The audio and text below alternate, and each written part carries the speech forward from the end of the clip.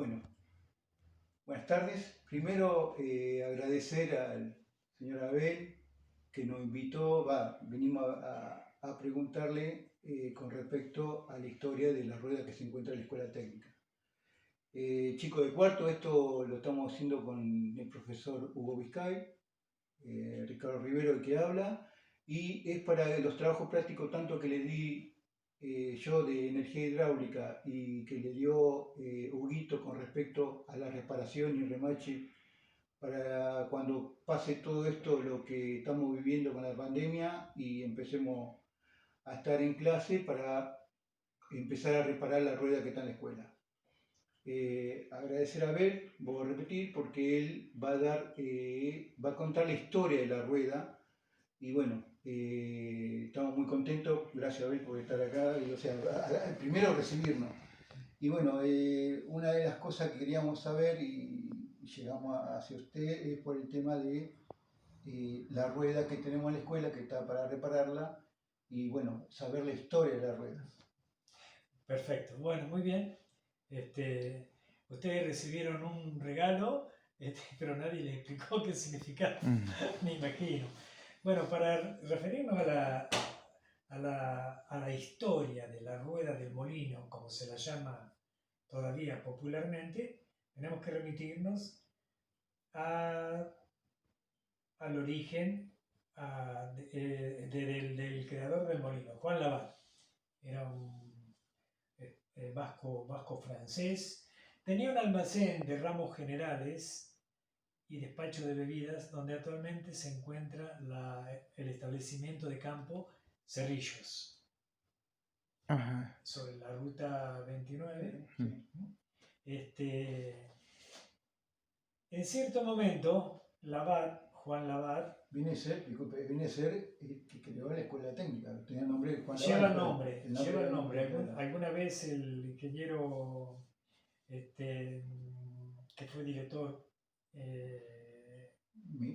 Miglierini, me preguntó sobre qué nombre se le podría aplicar cómo se podría denominar la escuela técnica. Ajá.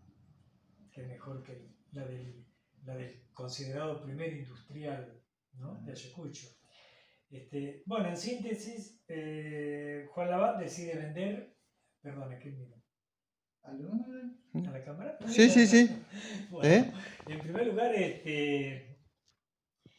Juan Lavat decide vender el negocio, reitero, almacén de ramos generales y despacho de bebidas.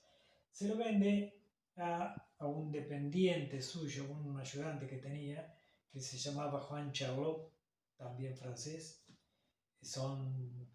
Charlot es de una primitiva familia ayacuchense, y Lavat se viene al pueblo y compra 3 chacras. Donde se encuentra el club independiente ahora, la del cementerio y la otra que sigue. Las 3 chacras paralelas. La que estaba en el cementerio, para cuando Lavat viene con el fin ya previsto de instalar un molino harinero, todavía el cementerio no había alcanzado la formación que tiene ahora en cuanto al perímetro. Está probado que era el campo santo, tanto podían enterrar más acá, más allí, más allá. Este es un detalle, porque para cuando se hicieron excavaciones del cementerio hacia afuera había encontrado muchos restos humanos. Así que, bueno, el asunto fue que oportunamente ese pedazo de chacra lo adquiere la municipalidad. La otra obviamente fue vendida seguramente en su momento, pero en lo que respecta al molino, después de las tramitaciones correspondientes, se inaugura en el año 1876, molino harinero. Para tal fin, construyó las instalaciones, el edificio, los galpones, de los que primitivamente no queda nada, salvo la rueda y el emplazamiento, o sea, la pared del emplazamiento. El resto ha sido restaurado, todo remodelado. Si uno observa primitivas fotografías, ve que ¿cómo? Esto no está, esto no está, no está.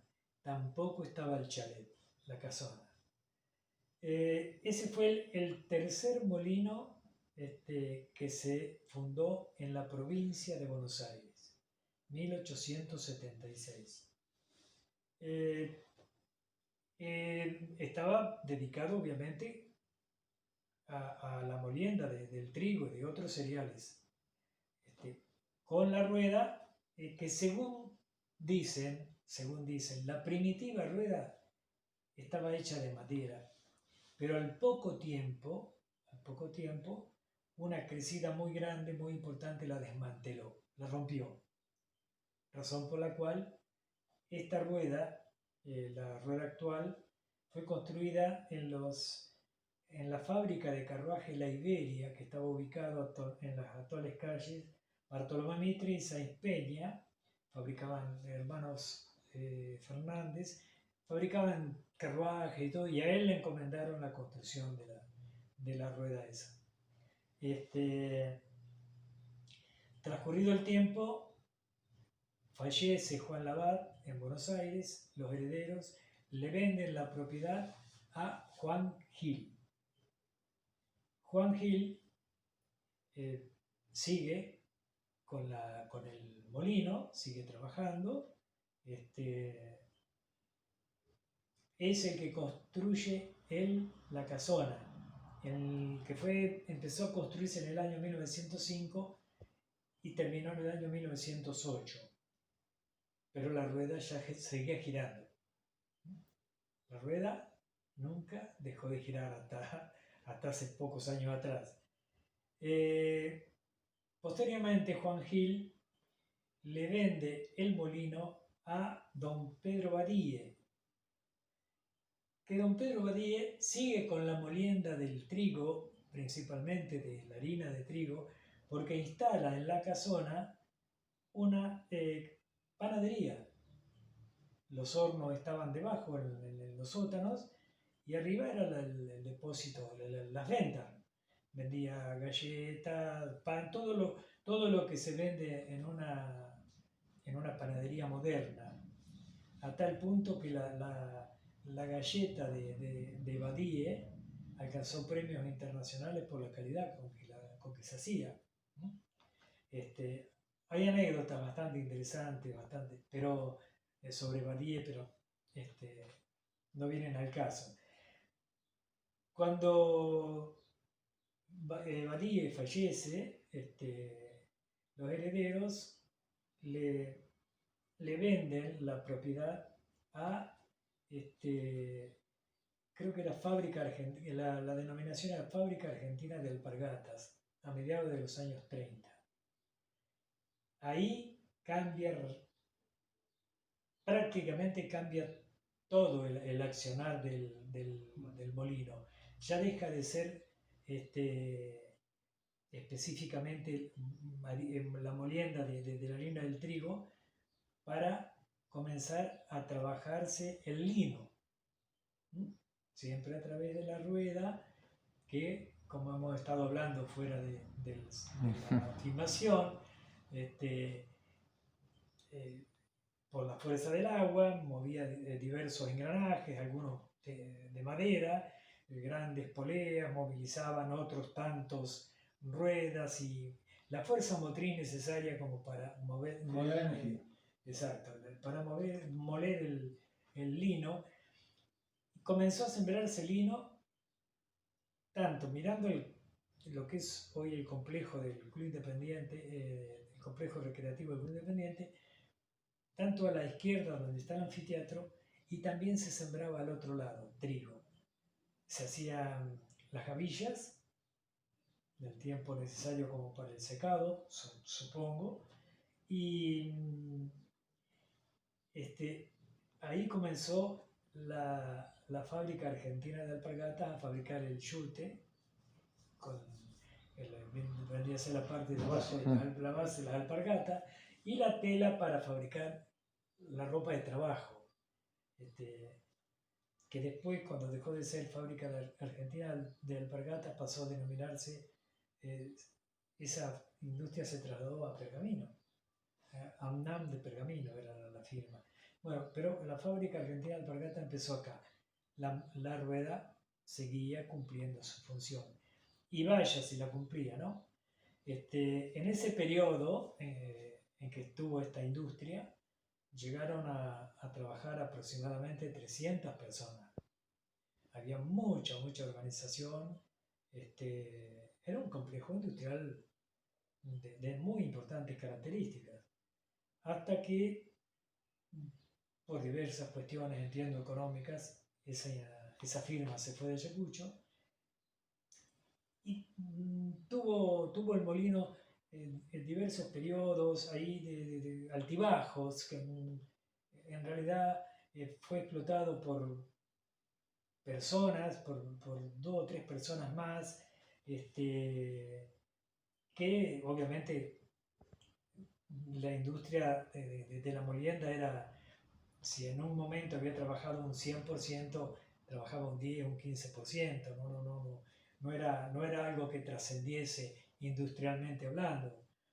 Hasta que definitivamente, entiendo que por la década de 1950, 60, ya perdió toda actividad.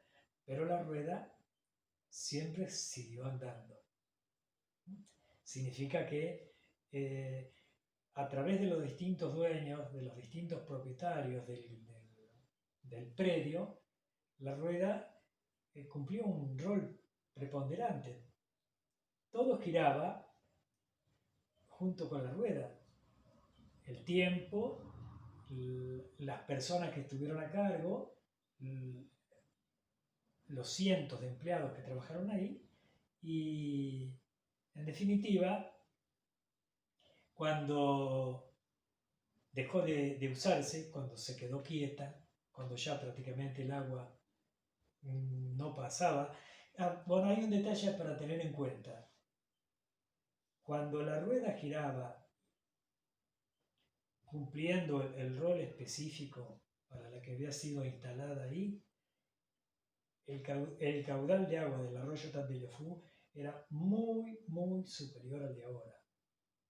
Muy superior. Había muchísimo caudal, corría de una sola mano, no como ahora que entra de una sola mano en el complejo Independiente y se ha bifurcado por distintos canales, venía en línea recta, y al no haber tantos canales clandestinos como los Bayos o Sanjones, y estar tan retenida aguas arriba, el arroyo tan retenido, el caudal venía directo. Y ni hablar de cuando llovía mucho, eran muy comunes las inundaciones. Desbordaba el arroyo, se inundaba el pueblo. Frecuentemente se inundaba el pueblo. Hasta no hace muchos años, ¿no? Pero en aquellos tiempos era tremendo. Pero reitero, entonces, más a favor de la rueda, que tenía caudal de agua como para ser movida permanentemente. Ustedes pueden notarlo, que hay una especie de canal pequeño que va a la rueda, que se lo cerraban, y el agua seguía su curso por su cauce directo, y la rueda se frenaba, quedaba quieta. Levantaban la compuerta de ese canal estrecho y el agua comenzaba a mover, el agua movía la rueda. Entonces, era un detalle técnico, pero muy importante, de cómo se manejaba eso, cómo una simple abertura de una compuerta pequeña comenzaba a moverse todo un complejo que para su época fue revolucionario. Reitero,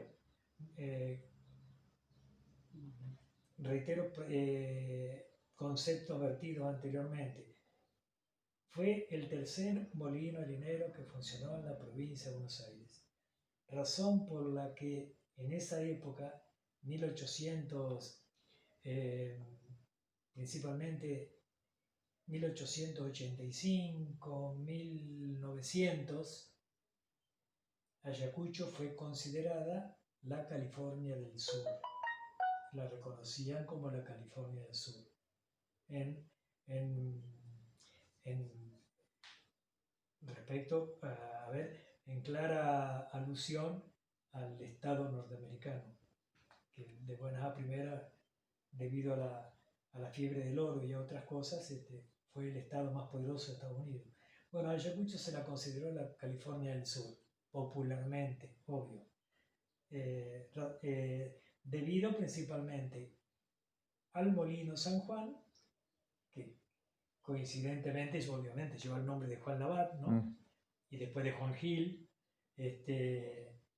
Así que fue muy importante. Hoy, lamentablemente, no se puede apreciar en toda su dimensión lo que debió haber sido eso, pero fue muy grande. Un detalle, en cierto momento en el año 40, en la década del 40, hubo un incendio descomunal, tremendo, tremendo, que incendió por completo el galpón más grande, el principal. Ahí ya se comenzó a hablar de la necesidad que tenía Ayacucho de tener un cuerpo de bomberos voluntarios, porque imposible apagarlo. Un galpón lleno de lino seco. Así que en líneas generales, eso es lo que significa contar con el único elemento legítimo, original que queda del viejo molino San Juan. Y era tan común, tan popular, ¿de a dónde vamos? Al molino. No se le decía, vamos a la chacra vamos al molino, vamos al molino. De las compuertas hacia allá, tremendo bañadero, hondísimo cuando se bajaban las compuertas, llegaba a tener 5 metros de hondura tranquilamente, y en definitiva fue todo eso. Yo tengo la visión de niño, a finales de la década de 1950, y todavía recuerdo las cientos de gavillas de linos ya cosechado, que había de un lado como del otro. Ese lino iba destinado a ropa de trabajo, alpargata, de todo un poco, ¿no? Pero primitivamente fue un molino harinero. Molino harinero. Molía harina de trigo. Hasta don Pedro Badie, cuando instaló su fábrica de galletas y todo, trigo. Supongo que también otros cereales, pero a menor escala. El trigo prácticamente fue lo principal. Hasta que llegó el lino a través de esta industria. En definitiva, la rueda cumplió un rol preponderante, ¿no? De ahí su importancia de poder restaurarla y de poder instalarla. Y máxime si está de por medio un proyecto tan ambicioso y tan importante como el de la escuela técnica, de poder a través de la fuerza de la rueda generar energía eléctrica. Eso sería fantástico. Eso realmente sería fantástico. Sí, también hay que, me parece que en muchas ciudades se está queriendo recuperar estos patrimonios históricos, porque hay que decir que el turismo en las distintas ciudades es muy importante, como entrada de dinero, es otro movimiento económico, ¿no es cierto? Exacto. Creo que recuperar la rueda, ¿no? Haría un sitio turístico, lo transformaría, además del club independiente, el atractivo que tiene, creo que la rueda colocada en su lugar y revaloraría todo eso a nivel turístico también. Si se me permite la opinión, sería el punto más importante de atracción que tendría el actual complejo recreativo y deportivo del Club Independiente. La rueda del molino. Pero al respecto, yo creo que en muchas oportunidades en Ayacucho no se tomó conciencia. Los ayacuchenses en su gran mayoría no tomaron conciencia El patrimonio. de la importancia del patrimonio histórico Mm. que hoy podríamos ofrecer si no se hubiesen demolido por el simple placer de vender en la demolición el chalet Buzón, se destruyó la barraca Santa Ana, el chalet de Wilson, el chalet Laurencena, se destruyeron el arco que estaba ubicado en el Boulevard Colón, en la avenida Solanet. Claro. Sí, sí, Realmente no tiene sentido que lo hayan sacado. claro. Pudo haberse dejado La propia municipalidad se dice, ¿no? con el asfalto, sí, con el asfalto como está ahora. Mm. Si tenían tanto interés en sacar el bulevar con las palmeras en el centro y levantar el empedrado, le hubiesen dejado el arco por lo menos. Era hermoso. Ujú. Eso sí, lo recuerdo como si lo viera. Era hermoso. Y así tantas otras cosas que se han ido tirando, que no se respetaron. No se respetaron. Muchas veces digo, ¿se puede seguir? Sí, estamos. Muchas veces digo en ese contexto, digo que una prueba de cómo el ayacuchense en sus distintas épocas fue afecto a la piqueta, que los 3 edificios más importantes de Ayacucho, educación, religión, gobierno, ninguno de los 3 es original. Ninguno de los 3. La primitiva escuela número 1, ni la sombra de lo que fue aquella escuela abierta con columnas corintias, una maravilla. Considero que posiblemente en la iglesia, el primitivo edificio de la iglesia, que era muy, muy chico, muy bajo comparado con estaba mal construido y se estaba destruyendo. Y realmente las distintas inspecciones que vinieron desde La Plata dictaminaron que no podía seguir funcionando de esa manera. Pero el cabildo municipal debió dejarse. El cabildo municipal debió dejarse. No emplear el dinero necesario como para mantenerlo, como para arreglarlo, y haber utilizado muchas veces más ese dinero para construir lo que tenemos ahora, no tiene sentido. En otras ciudades, en otros países eso no se hubiese permitido. Y en otras ciudades esos cabildos, entre comillas, se mantienen. Eso hoy sería un punto de atracción extraordinario. Pero bueno, por lo menos defendamos la rueda. Sí, el tema de la rueda, estamos con los chicos ahí queriendo. Le cuento que la pasada de agua está, esa sigue Sí, estando, sí, yo sí, estuvimos mirando eso y es lo que me llama la atención a mí, que no es una. No trabaja a caudal directo, vendría a ser el arroyo, vendría a ser, No. lo regula, Claro. la potencia es regulada por esa compuerta, diríamos, sí. Esa la estuve mirando, me llamó mucho la atención, por eso es que digo yo que no necesita tanto caudal, sino que el propio peso es el que entrega la potencia. Exacto. Sí, Y hay que decir, yo también sostengo, por ejemplo, que muchos negocios, muchos emprendimientos se sostienen mediante una máquina. Actualmente pasa eso, ¿no es cierto? Sí. Un corralón de materiales no es un corralón de materiales si no tiene la maquinaria. Claro. ¿No es cierto? Algo agropecuario, hoy sí, bueno, en ese momento la rueda fue lo más importante a nivel máquina, ¿no es cierto? A nivel... No hubo molino sin rueda. No.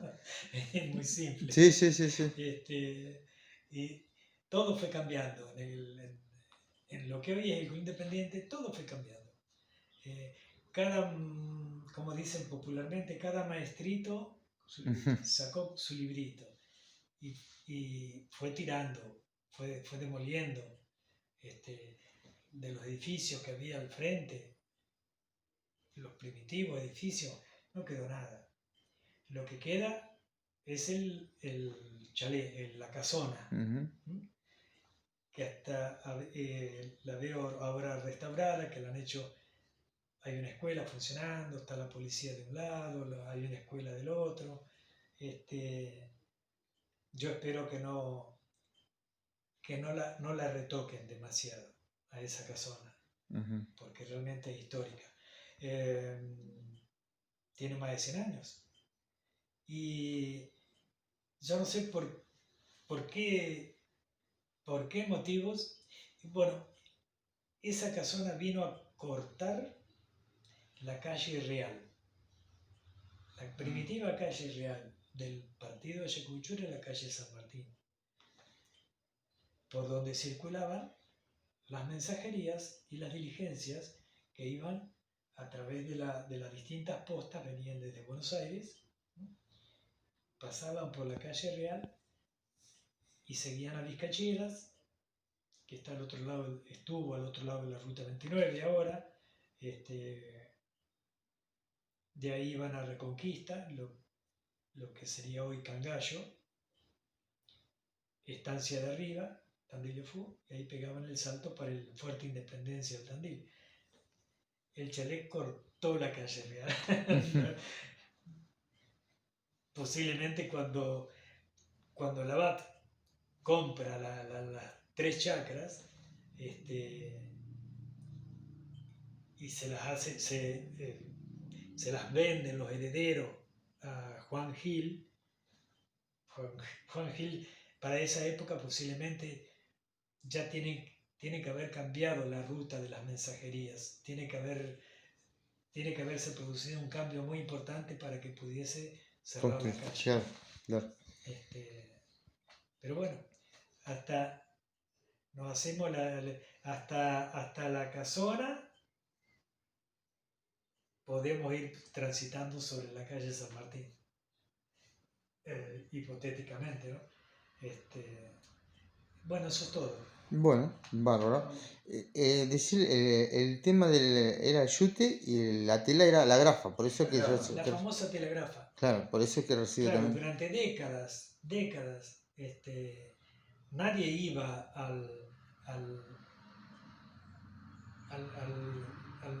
al molino, Ujú. iban a la grafa.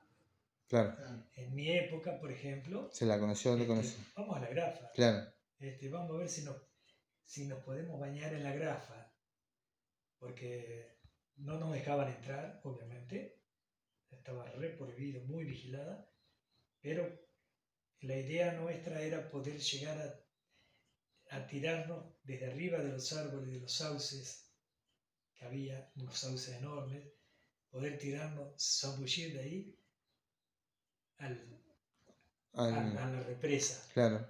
¿no? Porque te tirabas de 4 o 5 metros y nunca llegabas al fondo. La idea era esa. Era un desafío, una prueba de fuego para los zambullidores de la época. Después no, ya se empezó eso se mantenía todo muy limpio.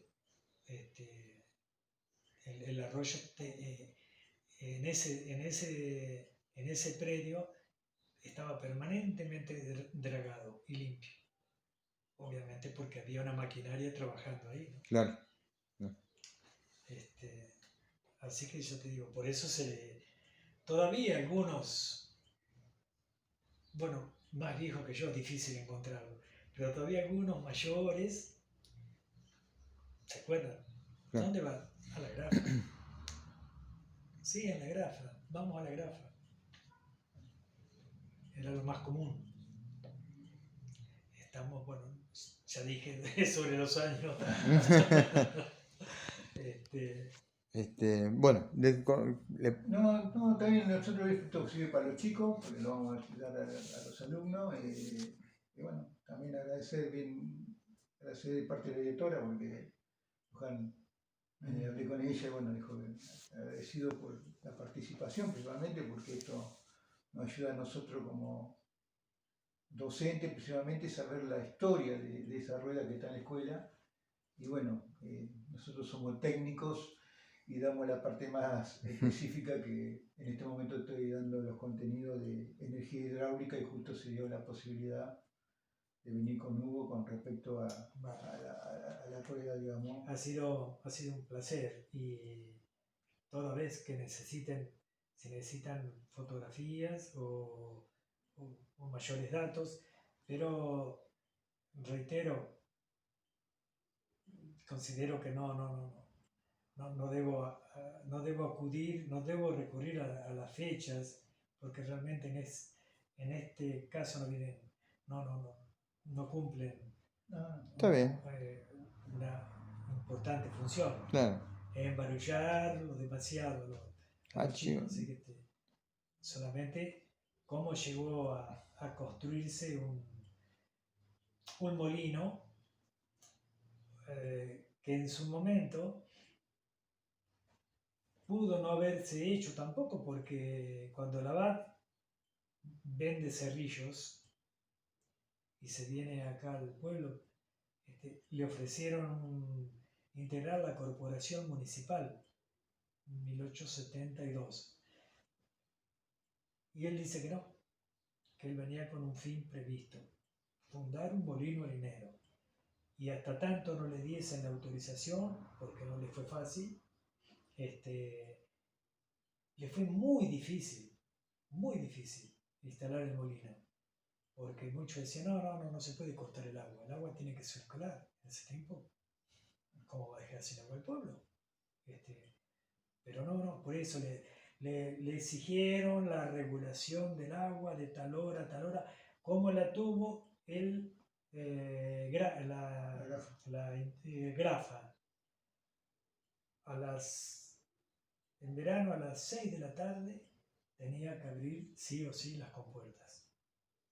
Por eso los chicos que se metían dentro del entubamiento para pescar bagres y tarariras, que cruzaban desde Dindar a Colón por debajo, caminaban por la calle Poderoso y se metían de vuelta, sabían que a las 6 de la tarde levantaban las compuertas de la Grafa y ni pensar que la abertura de las compuertas los agarrara adentro, porque no salían. Salían por allá, pero salían ahogados. Claro. Eso lo sabíamos de memoria. Por eso, pero a Juan Labat se le complicó muchísimo eso, muchísimo.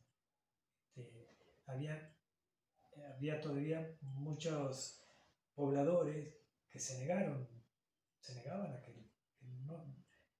¿cómo no van a cortar el agua? Que la necesitamos para lavar, para esto, para lo otro. Todo el primitivo pueblo, hasta que llegan los molinos, todos al arroyo. En el arroyo se lavaba la ropa, muchísimas cosas, el agua era utilizada, pero muchísimo. A tal punto que en la década de 1890 era un hecho formar un paseo en las orillas del Tandilofú, a su paso por el pueblo, con glorietas, con bancos, con todo perfectamente bien acomodado, como para que los pobladores en sus ratos de ocio, sus ratos libres, los fines de semana, pasearan por la orilla del arroyo. Significa que estaba muy bien cuidado. El agua corría, pero estaba muy bien cuidado. Parece mentira, ¿no? Una pregunta, Abel, cuando vine el otro día y comentó cómo se trajo la parte del molino, qué interesante saberlo porque... Eso eran las turbinas. Las turbinas de la fábrica Grafa y otros elementos, entre los que yo no lo vi, obvio no lo vi, pero hay fotografías en el museo de cuando por ferrocarril trajeron gigantescos tanques de combustible y las turbinas, y obviamente hasta la estación del ferrocarril, y de ahí unos carreros de apellido Gualdieri, de los cuales descienden los actuales Gualdieri, de esas personas de ese apellido, que eran carreros en aquel tiempo, tuvieron que reacondicionar sus chatas y duplicar o triplicar la cantidad de caballos para poder traer esa turbina desde la estación hasta ahí. Que eso, tengo la impresión de que los tanques no tienen que estar en algún lugar, están enterrados, ¿no? Porque no creo que lo hayan sacado. Sí, la turbina, entiendo, y toda la maquinaria, que bueno, son años. Claro. Algunos lo fueron sacando, fueron cambiando, pero sí, yo me baso en antiguas fotografías también sobre que todo ese galpón con la rueda afuera y esa enorme maquinaria que funcionaba ahí adentro, era increíble. Era increíble el ingenio que se puso de manifiesto para poder, a través de una rueda que gira impulsada por el agua, que se ponga en movimiento todo ese. Era muy parecido a los antiguos molinos tipo holandeses, Sí. Que solía ver en aldeas de Italia y de España, ¿no? Con la gigantesca rueda, nada más que eso ya era movido, Palas que le dicen. Claro, sí. que era movido por el viento, Claro. no era por el agua. Claro, Ahí estaba la diferencia. claro. Bueno, no sé, agradecerla. No, porque La verdad, no, es un gusto y bueno, espero que esto, lo que nos dio hoy la charla bien, nos sirva a los chicos también. Exacto. Y bueno, nosotros tratar de, como institución, como personal de la escuela, tratar de ver si podemos, después que pase esto, continuar con la rueda y a ver qué funcionamiento le vamos a dar en su momento. no dudo que la van a sacar adelante, que la van a hacer y que la van a saber hacer muy bien. Y el proyecto ese, oportunamente, cuando las condiciones sean propicias, también espero, como humilde ciudadano de Ayacucho, que las autoridades competentes lo apoyen, lo ayuden y colaboren, porque tiene un caudal a la par de poder generar energía, tiene un caudal histórico y un caudal turístico impresionante. Impresionante. Ojalá que cuando llegue el momento, las autoridades y toda la comunidad lo comprendan, lo entiendan. Bueno, gracias, Belén. No, gracias a ustedes. Gracias, gracias.